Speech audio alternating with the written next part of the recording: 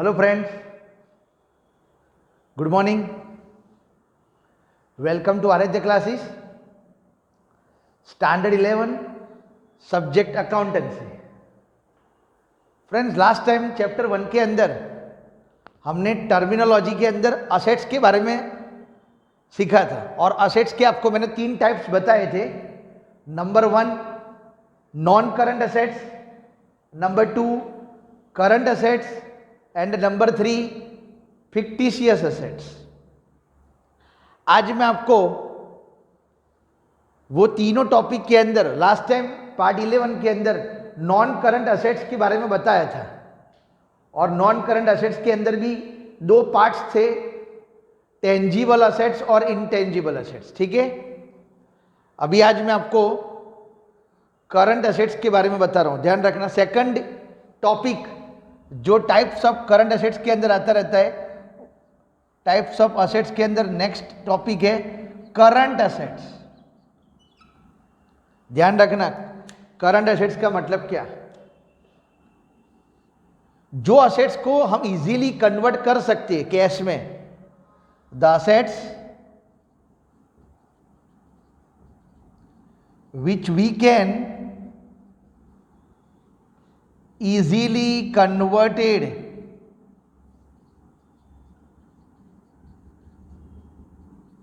into cash. The assets which we can easily converted into cash, so it is known as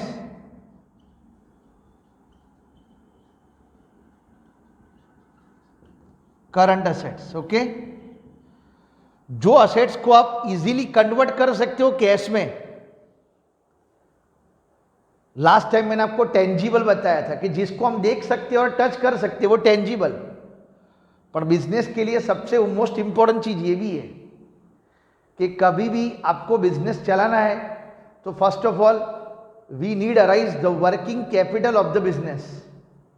अगर धंधे के अंदर working capital नहीं होगी ना तो हम बिजनेस को अच्छी तरह रन कर सकते नहीं। इसीलिए बिजनेस को चलाने के लिए कंपलसरी अपने हाथ ऊपर कैश इन हैंड अवेलेबल होना बहुत जरूरी है। बराबर, ये भी ध्यान रखना खास, कोई भी बिजनेस अपने को करना है तो हाथ में कैश चाहिए।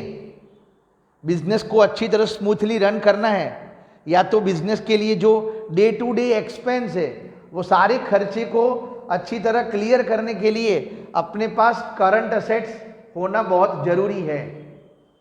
समझ लेना, अगर करंट असेट्स नहीं होती ना, वो कोई भी फर्म या तो कोई भी छोटा मोटा बिजनेस वो अपनी तरह से बिजनेस को अच्छी तरह रन करा सकती नहीं है।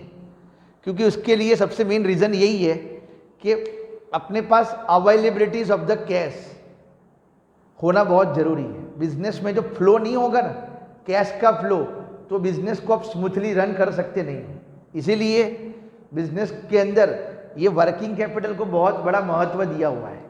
ठीक है, ध्यान रखना इधर जो बोल रहा हूं, क्योंकि करंट असेट्स के अंदर कौन से एग्जाम्पल आ सकते रहते हैं। Cash balance, bank balance, stock, debtors, bills receivable,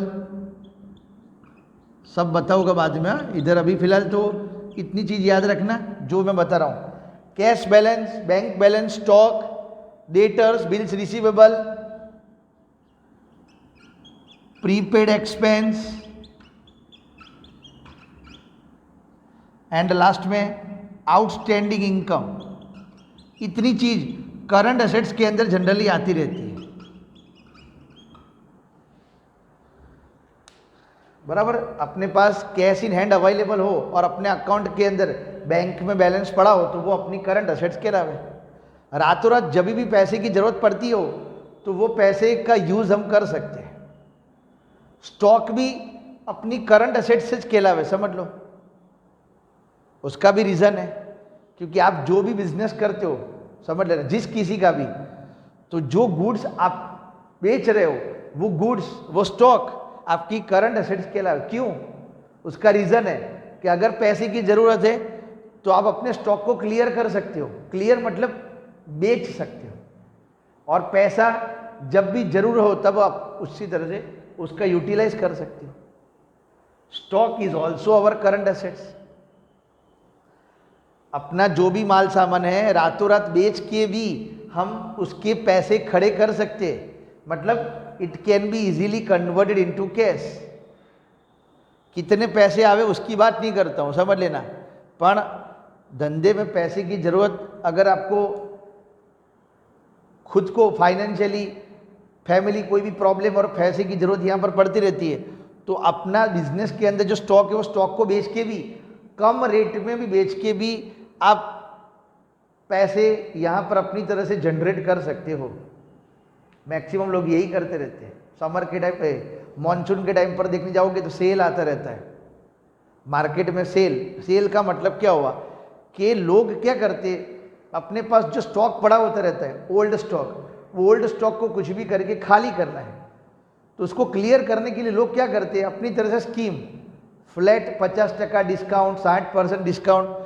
तो उस तरह से क्या करते कि जो लोगों के पैसे ब्लॉक हो चुके, वो पैसे को कुछ भी करके क्या करना, रिलीज करना, ब्लॉक मनी को रिलीज करना है, समझ लेना। इसीलिए स्टॉक भी जो है वो बिजनेस के लिए करंट एसेट्स में कहलाते रहते। सेम लाइक डेटर्स, डेप्टर नहीं है, डेटर्स, ठीक है। ये सब चीज़ें आगे टर्मिनोलॉजी आएगी, मैं आपको बताऊंगा उसमें हर चीज़, पर सिंपल अभी शॉर्ट में बता देता हूँ। डेटर मतलब कस्टमर। हमने जो कस्टमर को माल बेचा हुआ है उधार पर, तो वो कस्टमर से जो पैसा लेने का बाकी है बराबर, वो भी मेरी करंट एसेट्स कहलावे। और एक रूल्स है करंट एसेट्स के अंदर कि जो पैसा विद इन 1 ईयर के अंदर मिल जाता रहता है, तो वो अपनी करंट एसेट्स के अंदर भी कंसीडर यहाँ पर होता रहता है, ठीक है। तो ये एक इंपॉर्टेंट टॉपिक आपको बताया, करंट एसेट्स। सिमिलरली इसी के अंदर दूसरा एक टॉपिक भी है जिसका नाम यहाँ पर है liquid assets. Liquid assets, liquid assets means क्या होगा, liquid assets is same like current assets. It is same like current assets.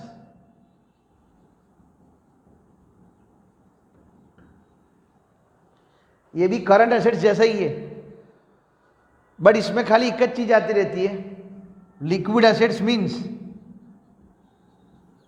Business के अंदर ये तो बहुत ज्यादा important, liquid flow, liquid fund. इसमें कौन सी चीज नहीं आती रहती है, तो liquid assets means current assets तो है, ये जो सारी चीज बताई नीचे एग्जांपल के अंदर, पर उसमें दो चीज ना आवे, स्टॉक और प्रीपेड एक्सपेंस। ये दो चीज अंदर इंक्लूडिंग होती नहीं है। स्टॉक करंट एसेट्स के अलावा बट लिक्विड एसेट्स नहीं है।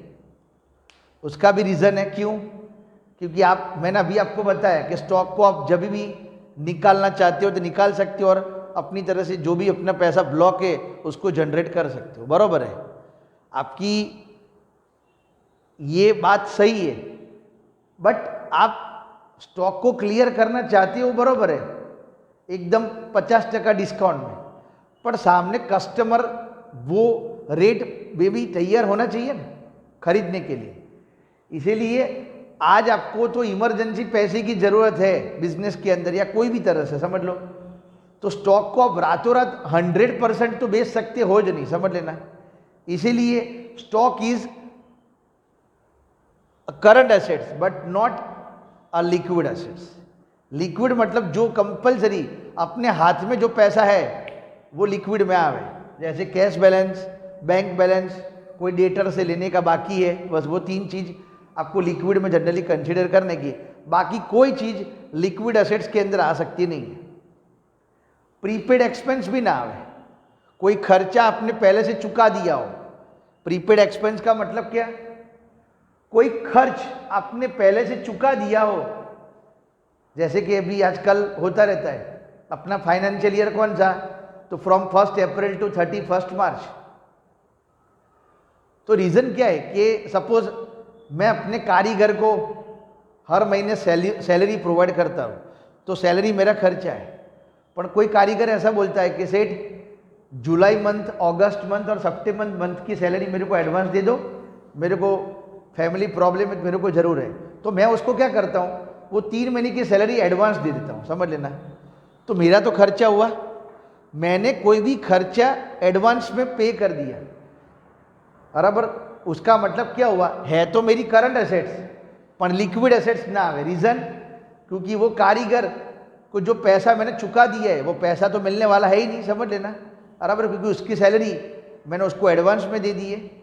तो वो लिक्विड के अंदर आप कंसीडर कर सकते नहीं, बराबर। तो ये इंपॉर्टेंट टॉपिक था जो बताया यहाँ पर, ध्यान रखना। लिक्विड एसेट्स जो बिजनेस के लिए बहुत ज़्यादा इंपॉर्टेंट है।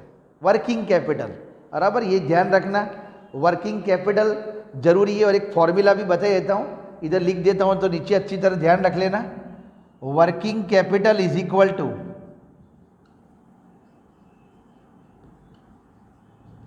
शॉर्ट टर्म कैपिटल भी बोलते हैं। Working capital is equal to current assets minus current liability, current assets minus current liability, that is called liquid assets,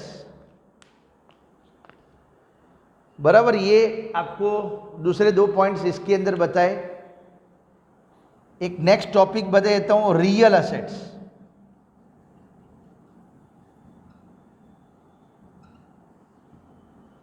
real assets मतलब क्या है, जिसकी ओरिजिनल वैल्यूज है, बराबर। The assets which have real value and the assets which have real value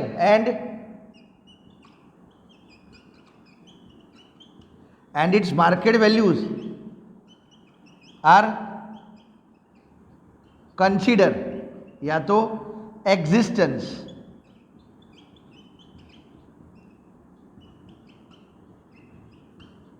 is known as, जिसकी reality है, जो assets की मार्केट में रियलिटी है वो चीज रियल असेट्स के अंदर आवे, बराबर। जिसकी मार्केट वैल्यू है वो भी रियल असेट्स के अंदर आवे, बराबर। जिसको हम बेचने जाते तो उसका पैसा मिल रहा है वो भी रियल असेट्स आवे। तो रियल असेट्स के एग्जांपल कौन से, land, building, furniture, vehicle, machinery, ये सारी रियल असेट्स यहाँ पर हम कंसीडर कर सकते हैं। कौन सी, लैंड, बिल्डिंग, फर्नीचर, ये सारी रियल असेट्स के अंदर यहां पर कंसीडर करेंगे। ओके, देन उसी के अंदर नेक्स्ट पॉइंट आपको बता देता हूं, असेट्स के अंदर ये भी ध्यान रख लेना। ये रियल असेट्स बता दिया, और एक लास्ट पॉइंट जो असेट्स के अंदर जरूरी है जानना वो है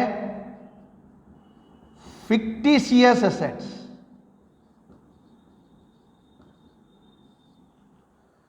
फिक्टिशियस का मतलब क्या, आज बिजनेस के अंदर क्या होता रहता है कि इसकी कोई रियलाइजेबल वैल्यू होती नहीं है, समझ लेना, बराबर। It does not have any realisable value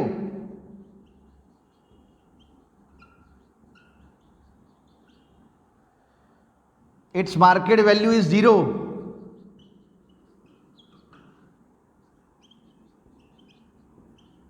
या तो फिजिकल वैल्यू भी क्या होगी 0। फिक्टिशियस मतलब क्या होगा, जो रियल नहीं है, बराबर, जो रियल असेट्स नहीं है। एक्चुअली बिजनेस के अंदर यहां पर बता रहा हूं कि कोई असेट्स है जिसके पीछे हम खर्च करते रहते हैं और उसका बेनिफिट्स हमको लंबे समय तक मिलता रहता है। बेसिक एग्जांपल ध्यान रखना, बराबर। the assets which have taken benefit for longer period of time,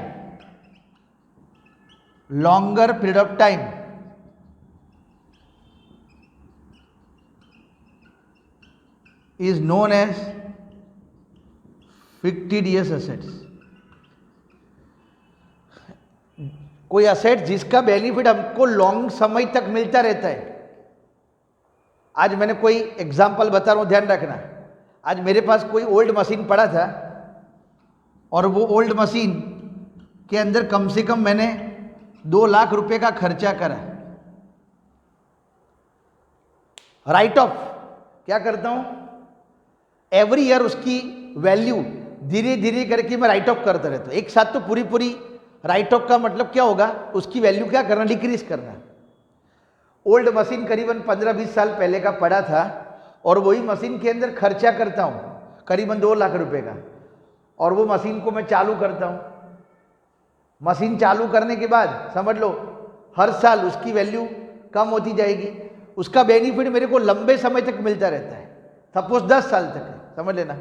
तो जो 10 साल तक उसका बेनिफिट मिल रहा है, 10-15 साल, तो वो चीज़ बराबर जो फिक्टिडियस एसेट्स के अंदर कंसीडर हो गए। पता है कि मार्केट में उसको बेचने जाएंगे तो उसकी कोई फिजिकल एग्जिस्टेंस है ही नहीं, उसकी कोई फिजिकल वैल्यू है ही नहीं। So it is known as fictitious assets, बराबर। It do not have physical value, ये भी ध्यान रखना।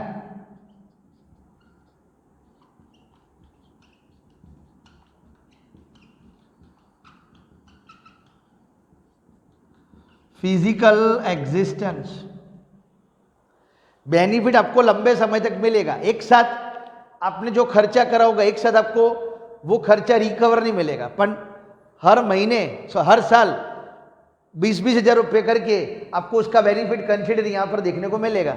तो वो चीज़ जो रियल नहीं है, जो रियलिटी नहीं है, जो फिजिकली कोई जगह पर अवेलेबल नहीं है, so it is known as fictitious assets, बराबर।